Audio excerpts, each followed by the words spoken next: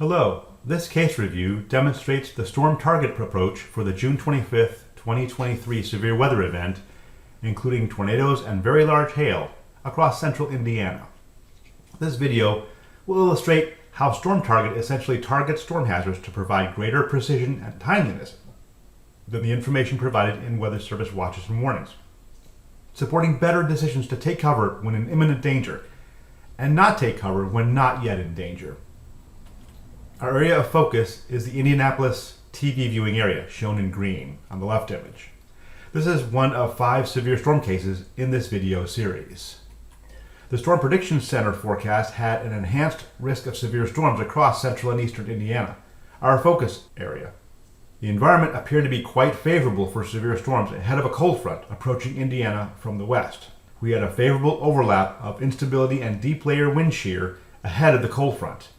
The front and approaching upper jet streak would provide the lift needed to initiate the storms. The significant tornado parameter suggested potential for tornadoes in addition to large hail and damaging winds. By 12:30 p.m., full heating and lift from an approaching cold front and jet streak led to storm initiation over northwest Indiana, with building cumulus further south.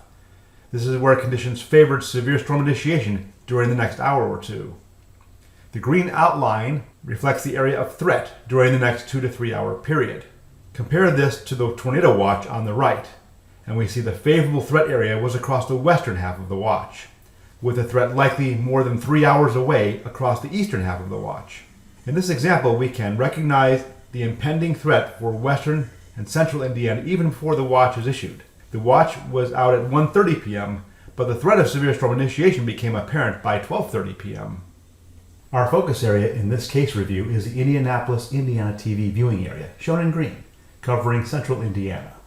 A monitor graphic, as illustrated on the right, could be provided that focuses on the western half of the viewing area through 3 p.m. This is suggested by the 12:30 p.m. chat message shown below. By 2:30 p.m., scattered severe storms were oriented north to south across central into southwest Indiana. An updated monitor graphic shows the 2 to 3 hour threat area shifting eastward across central and eastern Indiana, including the Indianapolis TV market viewing area, as highlighted in the 2:25 p.m. chat message. Now let's take a look at some snapshots of this event to compare the official warning polygons to the likely prepare and action areas from the Storm Target Initiative. Let's start at 2 p.m. local time. We had multiple severe storms tracking across west central Indiana. Here we see the warning polygons in red representing areas of threat. Let's compare that representation to that from the Storm Target Initiative, utilizing red shades for the action areas and yellow shades for the prepare areas. And we see quite a bit of difference. Starting with the northernmost storm in Marshall County, tracking over the southern part of the warning polygon, better represented by the action area shown in red across the southern half of Marshall County, with the prepare area extending further downstream from the warning area. The next storm to the south, over northern Cass County, is not quite severe, even though there is a warning polygon there. But the environment is favorable for intensification, so we probably would have at least a prepare area for that storm covering the next 15 to 30 minutes. Further south, the storm in southwestern Clinton County is severe with large hail. It is also tracking across the southern part of the warning polygon, and it's better represented by the action area in red, with the yellow prepare area providing 30 to 60 minute lead time threat information that's further downstream. And then further south, we have 2 more cells that are not yet severe, although the environment is favorable for them, and we have prepare areas given that potential over the next 15 to 30 minutes. The suggested action and prepare areas are given in the chat messages to the right. Going to 2:10 p.m., here are the warning polygons in effect at that moment in time for these storms. We see a new warning for the storm far to the south, and that storm has potential of producing up to golf ball size hail. Let's see how all this is represented in the Storm Target Initiative.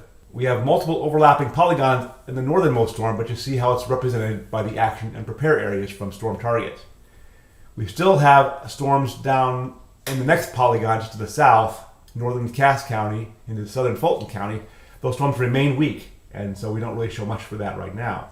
Over southern Clinton County, that storm continues to track over the southern part of the warning area, but right through the middle of the action area shown in red, with the prepare area further downstream. We see the next storm further south near northern Putnam County.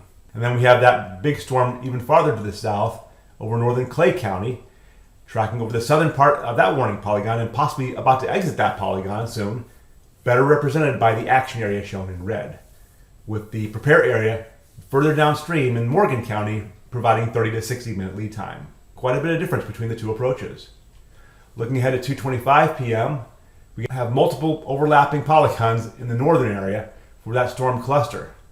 That is probably going to be represented best by just a large action area shown in the red shade, with the prepare area downstream of the warning polygons, providing longer lead time. We have storms further to the south over southern Clinton County and exiting eastern Putnam County. They're about to move out of their warning polygons, and you see how that is represented by the action areas extending downstream of the warning polygons, with the prepare areas even further downstream. And then we have the storm moving into Owen County, also tracking across the southern part of that warning polygon, but better represented by the action area. Again, these are suggested action and prepare areas given in the chat messages to the right. At 2:35 p.m., we now have a tornado warning for that storm in southern Clinton County, and you see how it's represented in the action and prepare areas, providing longer lead time downstream. The storm further south is also just in the southeastern tip of the warning polygon as it moves across far northern Morgan County. And much of the action area is actually outside of the warning area at this point in time, with prepare area further downstream. And then for the storm over Owen County, far to the south, again, that storm remains quite severe, but it's tracking over the southern part of the warning polygon, and you see how it's represented by the action area. At 2:55 p.m., we continue to see the eastward progression of these storms. On the northern areas, we have this cluster of severe storms tracking eastward as indicated by the action area, which is a little more clear representation of threat compared to the overlapping polygons. We also have a storm developing on the southern end of this cluster that is not in a warning yet, but there is potential for that storm to become severe over time. And you see we have a yellow prepare area covering the next 15 to 30 minutes. Further south, a potentially tornadic storm now in Hamilton County is about to exit the warning area. And you see the action area extending well downstream of the polygon, with a prepare area even further downstream over Delaware County, given the expectation that this storm is likely to last a while. And we see how the other storms further south are represented in the action and prepare areas compared to the warning polygons. Looking now at 3:20 p.m., that southernmost storm that's now over Wabash County has become severe, and you see actually a tornado warning with it. It's about to exit the warning polygon, and you see the action area extending well downstream of the warning polygon, with a prepare area further downstream. For the storm in northeastern Hamilton about to move into Madison County, that storm has weakened quite a bit, and it's about to exit the warning polygon. We would still have at least a prepare area for that one, given the potential for that storm to re-intensify in this environment. We also have a warning further to the south for some disorganized storms moving into Hancock County. They're not severe at this time, but there is potential given this environment, so we'd have a prepare area for that.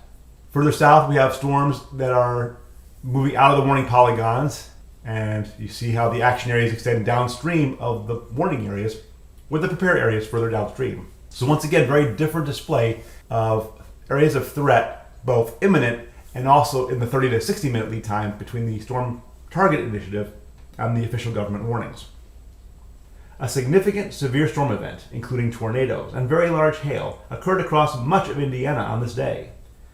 In this case review, we had an event in which the threat for the western half of the Indianapolis, Indiana TV viewing area was within the first 3 hours of watch issuance, then later extended across the eastern part of the viewing area.